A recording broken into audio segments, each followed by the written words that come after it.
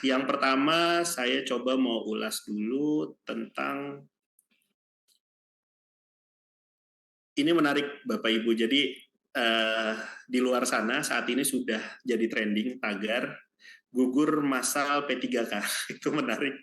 Jadi saya tidak tahu itu siapa yang membuat, tapi ini jadi concern kita semua bahwa ada gugur massal P3K teknis.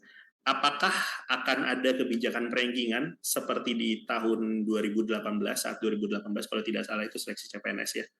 Jadi dengan fenomena gugur massal P3K teknis ini, apakah ada kebijakan rankingan seperti seleksi tahun 2018? Mungkin dari Mas Aryo atau Mbak Ana bisa menjelaskan terkait tagarnya. Mungkin kita tidak bisa memvalidasi maksud dari tagar itu apa, cuma yang bisa kita respon mungkin di sini apakah akan ada skema rankingan untuk seleksi P3K teknis.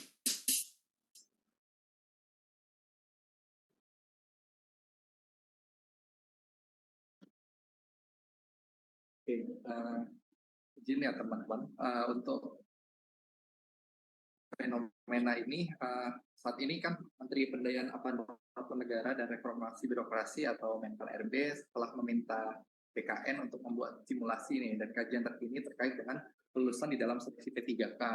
Hal ini menyusul banyaknya masukan kepada dari teman-teman juga, baik secara langsung ataupun kepada Pak Menteri ya, mengenai nilai ambang batas atau passing grade-nya. Jadi saat ini masih dilakukan simulasi dan progresnya masih dalam kita exercise kita bilangnya. Mungkin Mbak Ana bisa menambahkan. Ya, izin teman-teman Bapak Ibu. Jadi memang sebagaimana yang disampaikan tadi oleh rekan kami, gitu ya, bahwa saat ini memang kita masih berpatokan sejauh ini kepada passing grade atau nilai ambang batas seperti itu. Nah, namun dalam hal kita mengevaluasi bahwa tingkat kelulusannya masih relatif kecil seperti itu ya, maka dari Pansana sendiri mencoba membuat suatu untuk keterisian formasinya itu dapat dioptimalkan lagi seperti itu. Namun tim kami sendiri saat ini berkoordinasi dan masih melakukan simulasi dan berbagai kajian seperti itu. Jadi kita masih sama-sama menunggu prosesnya seperti itu ya teman-teman. Jadi untuk itu jangan lupa jangan dilewatkan untuk selalu mengecek berita terbaru atau yang terupdate yang disampaikan melalui kanal-kanal resmi yang disampaikan oleh Menteri Pan RB atau dari BKN. Oke, terima kasih Mas Aryo, Mbak Ana. Jadi ini menjawab nih ya. Jadi kalau pertanyaannya banyak sekali, memang pertanyaannya apakah akan ada skema rankingan.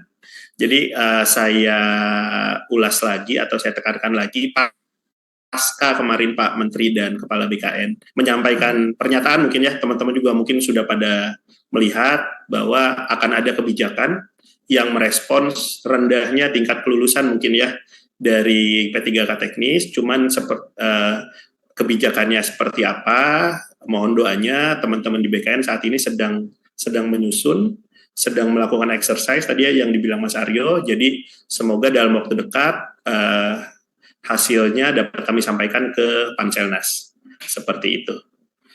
Kita lanjut ke pertanyaan kedua terbanyak yang masuk. Ini di sini jadi ada kekhawatiran.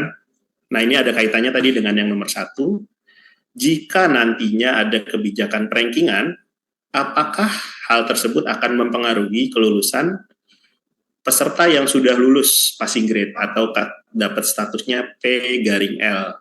Nah ini lucu sih pertanyaannya. Tapi monggo dijawab dari Mas Aryo atau Mbak Ana, silakan.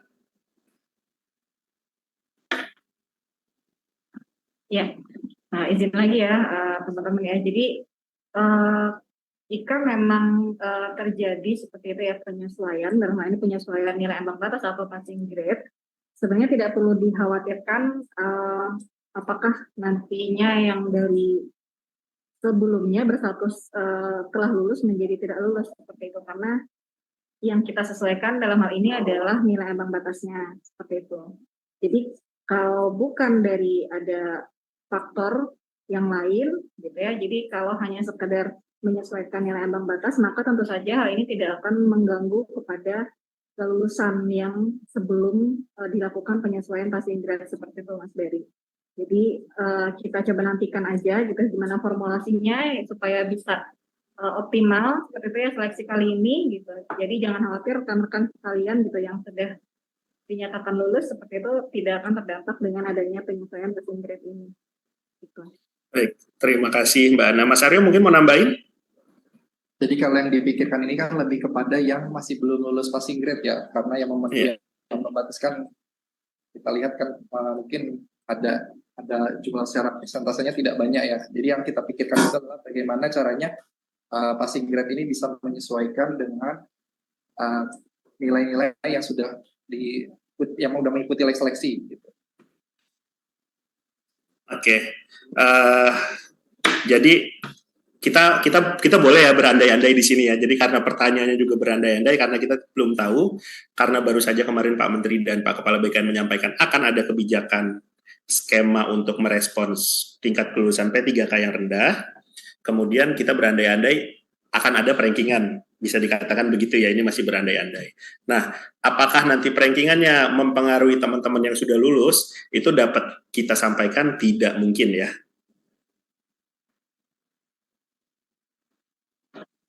Ya, dalam konteks kita menyesuaikan nilai ambang batas seperti itu ya Mas Berry. Karena memang masih berbasis nilai ambang batas ya, jadi tidak melihat perankingan secara umum. Perankingan.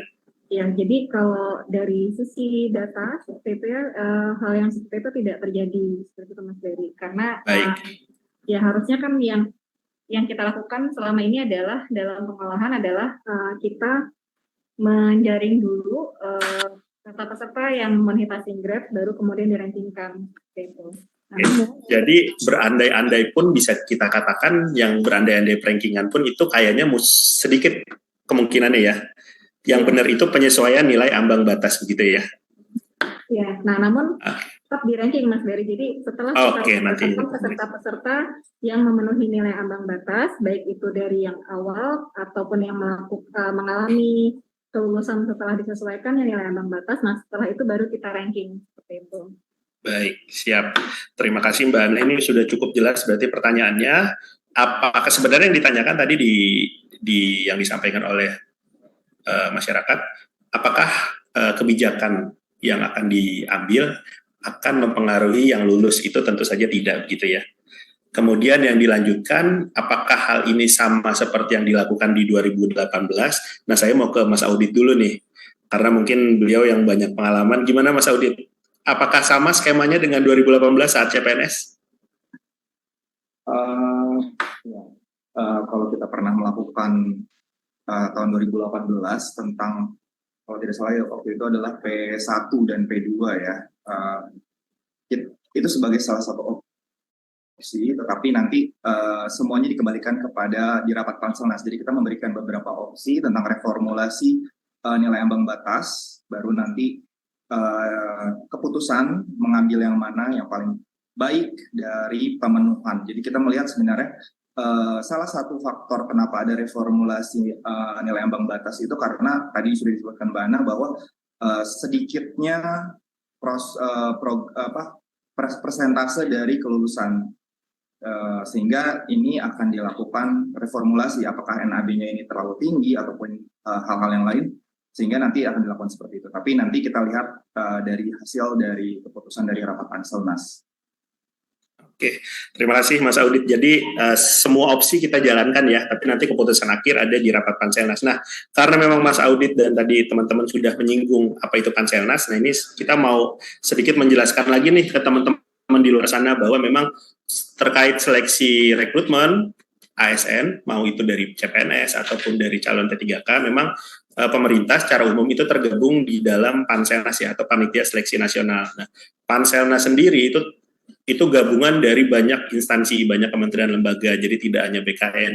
Jadi di situ ada Kementerian PAREB, kemudian untuk bidang soal pembuatan soal di situ ada Kementerian Pendidikan dan Kebudayaan, untuk monitoring di situ ada BPKP dan lain sebagainya. Jadi mohon dipahami, terkadang terlihat gerak atau pengambilan kebijakan yang dilakukan pemerintah itu terkesan lama, tapi tidak, karena kami ingin mengambil keputusan itu yang komprehensif, yang sudah teruji dan memang disepakati oleh seluruh instansi yang tergabung di Panselnas. Kira-kira begitu teman-teman. Jadi kalau terkesan pemerintah tidak ada respon, itu mohon dimaklumi, bukan mau kami seperti itu, tapi kami ingin mengambil kebijakan yang di tengah-tengah, tidak ke kanan dan juga tidak ke kiri begitu.